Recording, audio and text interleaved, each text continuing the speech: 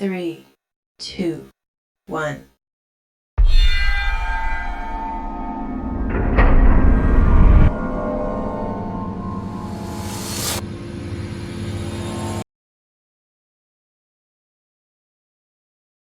Our new topic in this chapter is centralization, decentralization and scalar chain. Now we are going to discuss two more principles of management, which are centralization and decentralization and scalar chain.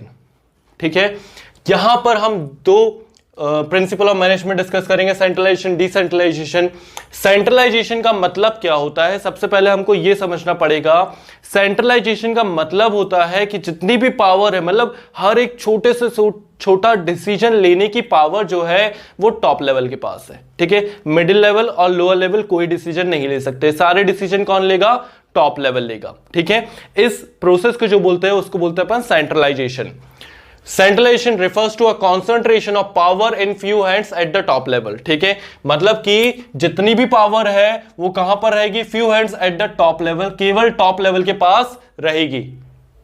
इसके बाद decentralization means evenly distribution of power at every level of management. Decentralization का मतलब होता है evenly distribution of power, मतलब top level के पास भी पावर है, मिडिल लेवल के पास भी पावर है और लोअर लेवल के पास भी पावर है। Means evenly distribution of power at every level of management according to Fayol. अब फ्योल क्या बोलते थे कि सेंट्रलाइजेशन रखे कि डिसेंट्रलाइजेशन रखे। फ्योल ने इसमें क्या बोला कि भाई ना सेंट्रलाइजेशन रखना है ना डिसेंट्रलाइजेशन रखना है, इन दोनों का कॉम्बिनेशन रखना है। अपन को अपने ऑर्गेनाइजेशन के अंदर इन दोनों का कॉम्बिनेशन रखना है।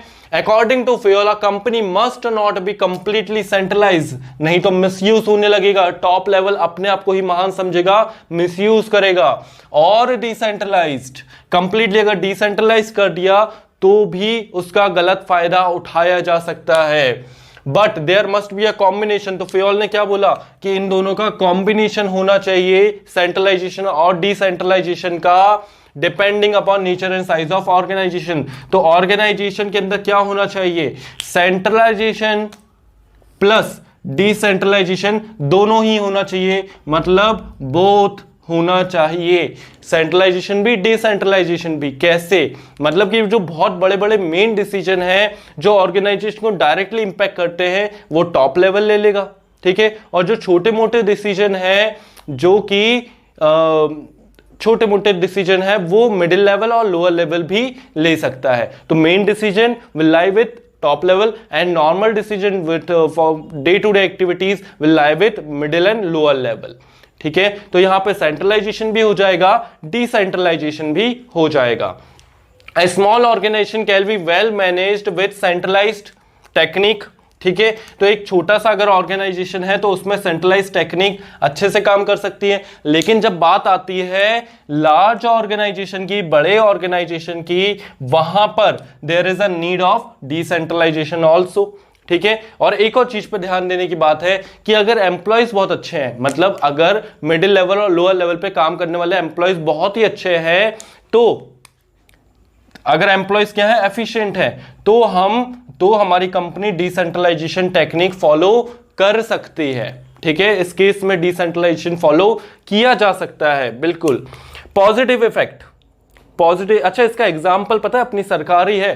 ठीक है, जैसे पूरी पावर जो बटी हुई नहीं रहती, पहले सेंट्रल, फिर स्टेट, फिर पंचायत लेवल पे, तो पंचायत लेवल के पास ज्यादा पावर होती है विलेज से रिलेटेड, है ना। तो ये भी तो एक डिसेंट्रलाइजेशन सेंट्रलाइजेशन का ही पार्ट है। बेनिफिट क्या होगा, benefit of centralization and decentralization, अगर ये प्रिंसिपल फॉलो करते हो, मतलब अगर फ्योल की बात मानते हो, मतलब अगर तुम सेंट्रलाइजेशन और डिसेंट्रलाइजेशन दोनों रखते हो, तो इसका फायदा क्या होगा, benefit of both centralization and decentralization तुम्हें मिलेगा। ठीक है, और फास्ट डिसीजन मेकिंग। ठीक है, बड़े बड़े डिसीजन टॉप लेवल ले लेगा, छोटे मोटे डिसीजन मिडिल और लोअर लेवल ले सकता है, तो ये फायदा मिलेगा, जल्दी जल्दी डिसीजन लिए जा सकते हैं। ठीक है, इसके बाद फायदा क्या है, benefit of both centralization and decentralization and fast decision making positive effect इसका ये होगा। कंसिक्वेंस ऑफ वायलेशन, अगर तुम ये प्रिंसिपल फॉलो नहीं करते, मतलब अगर तुम सेंट्रलाइज ही रखते हो या फिर डिसेंट्रलाइज्ड ही रखते हो, लेकिन दोनों का बोथ कॉम्बिनेशन नहीं रखते हो, इस केस में क्या होगा, completely centralization will result in delay. ठीक है, कंप्लीटली सेंट्रलाइजेशन मतलब छोटा छोटा डिसीजन भी, अगर लोअर लेवल को भी कोई डिसीजन लेना है तो उसको पहले टॉप लेवल से पूछना पड़ेगा, इसमें क्या होगा, डिले होगा। ठीक है, बहुत ज्यादा टाइम लगेगा, टाइम कंज्यूमिंग प्रोसेस बन जाएगा ये।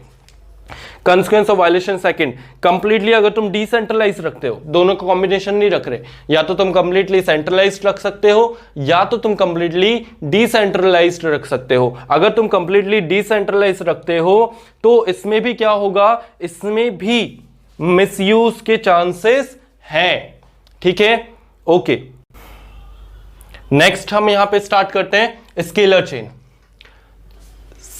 9th प्रिंसिपल अपन पढ़ रहे हैं, स्केलर चेन। क्या होता है स्केलर चेन का मतलब, वो समझते हैं पहले। Scalar chain means a line of authority. ठीक है, एक लाइन है अथॉरिटी की, मतलब पावर की। ठीक है, अथॉरिटी का मतलब अपन को पता है power to take decision, authority का मतलब अपन को अच्छे से पता है पावर टू टेक डिसीजन। जिसके पास ज्यादा पावर है उसके पास ज्यादा अथॉरिटी, जिसके पास कम पावर है उसके पास कम अथॉरिटी है। ठीक है, तो ये एक क्या है, स्केलर चेन क्या है, is a line of authority. ठीक है, from highest to lowest, from highest to lowest. यहां पे देख पा रहे हो ए बी एल, इनके पास ज्यादा पावर होगी in comparison to M N C D. ठीक है, मतलब ये एक समझ में आ रहा है, ए बी इन लोगों के पास ज्यादा पावर होगी, ज्यादा अथॉरिटी होगी, सी डी के पास कम अथॉरिटी होगी, ई एफ के पास बहुत कम अथॉरिटी होगी। तो ये एक लाइन ऑफ अथॉरिटी है। ठीक है, ये क्या है, line of authority from highest to lowest. ठीक है, Fayol insist that this chain must be followed every information. ठीक है, फ्योल ने क्या बोला कि ये जो चेन है इसको फॉलो करना चाहिए। ठीक है, इस चेन को फॉलो करना चाहिए, एवरी इंफॉर्मेशन, हर इंफॉर्मेशन इस पूरी चेन के पास जानी चाहिए। ठीक है, हर इंफॉर्मेशन इस पूरी चेन के पास जानी चाहिए। ठीक है, every information must pass through every की ऑफ दिस चेन। ठीक है, एग्जाम्पल के थ्रू समझते हैं, डायग्राम के थ्रू समझते हैं फ्योल क्या कहना चाह रहे हैं। According to, explain with the principle with the help of diagram. According to this chain, if E want to, अगर ई को कम्युनिकेट करना है किससे, ओ से, मतलब ई को बात करना है किससे, ओ से। सपोज ये है परचेज डिपार्टमेंट, ये है सेल्स डिपार्टमेंट, ये लाइन ऑफ अथॉरिटी और ये भी लाइन ऑफ अथॉरिटी। ठीक है, अगर ई को बात करना है किससे, ओ से, इस केस में ई को जो है डायरेक्टली बात नहीं कर सकता है, ई को जो है मूव ऑन करना पड़ेगा। कैसे, he has to move through E to D, E to D, then C, then B, then A, उसके बाद then L, फिर then M, फिर then N, और फिर वो बात कर सकता है किससे, O से। तो ये जो लाइन ऑफ अथॉरिटी है इसको फॉलो करना पड़ेगा। क्यों, सवाल है क्यों। He has to move through this E, D, C, B, A, L, M, N, and then O. If this chain is broken, then there will be communication gap. अगर तुम ये चेन को फॉलो नहीं करते हो तो हो सकता है कि कम्युनिकेशन गैप आए। अगर ये तुम चेन को फॉलो नहीं करोगे तो हो सकता है कम्युनिकेशन गैप आए। ठीक है, but sometime this becomes a long process. ठीक है, जैसे ये सुपीरियर है, ठीक है, अगर जूनियर आपस में बात करके डिस्कशन कर लेंगे इस चेन को ना फॉलो करने का, मैं बता रहा हूं तुम्हें, अगर ये जो जूनियर है, ठीक है, ये मतलब सबऑर्डिनेट है, अगर ये सारे डिसीजन आपस में ले लेंगे तो हो सकता है कंपनी को नुकसान हो जाए। कौन जिम्मेदार होगा, ठीक है, सबऑर्डिनेट तो बाद में बोल देंगे हमने नहीं लिया, हमें नहीं पता।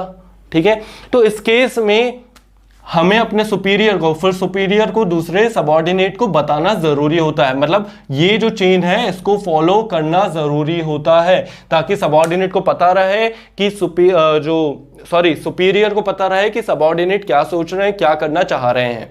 ठीक है, और कभी कभी ऐसा हो जाता है कि इनको जो है कांटेक्ट करना है बहुत जरूरी, बहुत जल्दी में कांटेक्ट करना है। ठीक है, वो अपने सुपीरियर को बात नहीं बता सकते, उनको आपस में बहुत जल्दी कांटेक्ट करना है और टाइम नहीं है, कुछ ऐसा डिसीजन हो सकता है छोटा मोटा।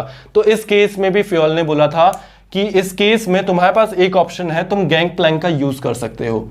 गैंग प्लैंक एक शॉर्टकट है, ठीक है, जिसमें कम्युनिकेशन गैप होगा, ठीक है, लेकिन बाय द टाइम वो काम जल्दी कंप्लीट हो जाएगा। ठीक है, So, but sometimes this becomes a long process and time consuming. For this also Fior permitted a shortcut. Fior ने यहाँ पे permit करके रखा है एक shortcut, जिसको क्या बोलते हैं अपन, जिसको अपन गैंग प्लैंक के नाम से बोलते हैं, विच परमिट डायरेक्ट कम्युनिकेशन, जो डायरेक्ट कम्युनिकेशन परमिट कर देता है, ठीक है, मतलब डायरेक्टली ई जो है डायरेक्टली ओ से बात कर सकता है, उसको ये चेन फॉलो उस समय नहीं करनी पड़ेगी जब वो उसको डायरेक्टली बात करनी होगी तब, ठीक है।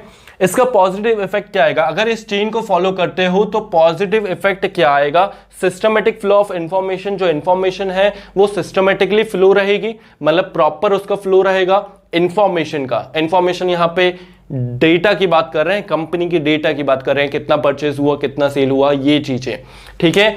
नो कम्युनिकेशन गैप, कोई कम्युनिकेशन गैप नहीं रहेगा, हर एक सुपीरियर, हर एक सबऑर्डिनेट को पता रहेगा कौन सा डिसीजन लिए गए हैं, ठीक है। इसके बाद कॉन्सिक्वेंस ऑफ वायलेशन, अगर ये प्रिंसिपल को तुम वायलेट करते हो, अगर ये प्रिंसिपल तुम फॉलो नहीं करते हो तो इससे होगा क्या, कम्युनिकेशन गैप आएगा। सबऑर्डिनेट आपस में डिसीजन ले लेंगे, सुपीरियर को पता ही नहीं है क्या डिसीजन लिया, किसने लिया, उसका क्या इफेक्ट आया, हो सकता है ऑर्गेनाइजेशन को नुकसान हो जाए। तो यहां पे consequence of violation, there may be communication gap, हो सकता है कम्युनिकेशन गैप आ जाए, ठीक है।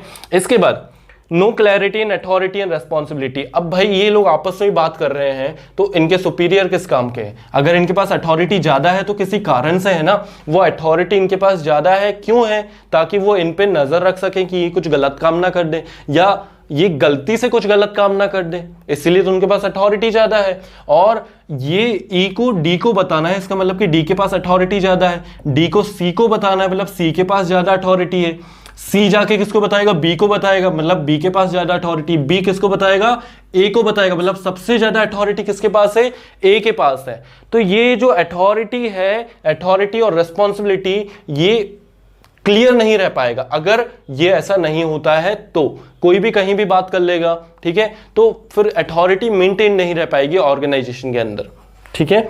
जैसे फॉर एग्जांपल तुम जो है अपनी कॉपी सबमिट करके अपनी टीचर को देते हो, ठीक है, अब तुमने क्या करा, तुमने अपनी कॉपी सबमिट करके प्रिंसिपल को दे दी, तो बहुत ज्यादा कंफ्यूजन नहीं हो जाएगा, कॉपी किसी और को चेक करनी है, जा किसी और के पास रही है, तो यहां पे ये जो स्केलर चेन है ये ब्रेक हो जाएगी, ठीक है, कम्युनिकेशन गैप आ जाएगा इससे, ठीक है। तो ध्यान रखना कि दो प्रिंसिपल अपन ने यहां पे पढ़े, सबसे पहला centralisation, decentralisation and then scalar chain, okay.